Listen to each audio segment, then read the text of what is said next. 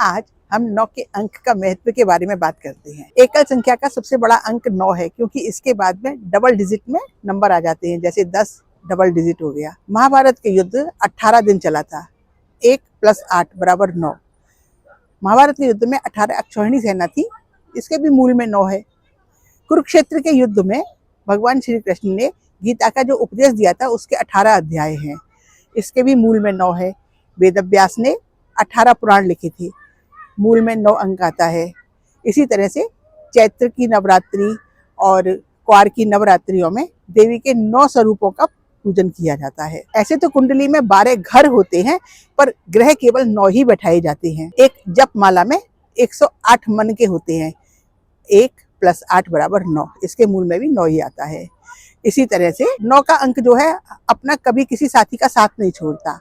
आप 9 का गुणा किसी भी अंक से कीजिए, मूल में 9 ही आएगा। जैसे 9 × 4 = 36, 3 और 6 9, 9 × 12 = 108, मूल में 9 ही आएगा। इसी तरह गणित में आप समकोण बनाएंगे, 90 अंश का कोण बनेगा। अब आप इसका आधा करिएगा, 45 अंश, मूल में 9। डबल कर लीजिएगा, 180, मूल में 9।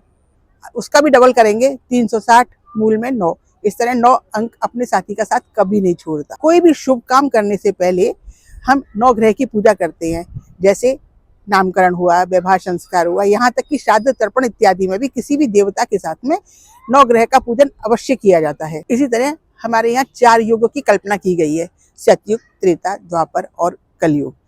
अगर इनकी आयु हम मानव वर्ष में मान के चलें तो इनके मूल में भी 9 ही आता है।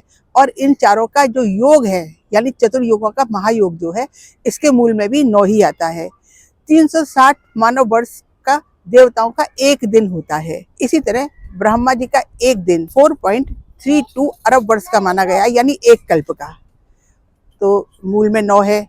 इसी तरह उनकी आयु 311.04 खरब वर्ष मानी गई है, इसके भी मूल में 9 ही आता है। इस तरह आपने देखा ना कि 9 अंक कभी अपने साथी का साथ नहीं छोड़ता।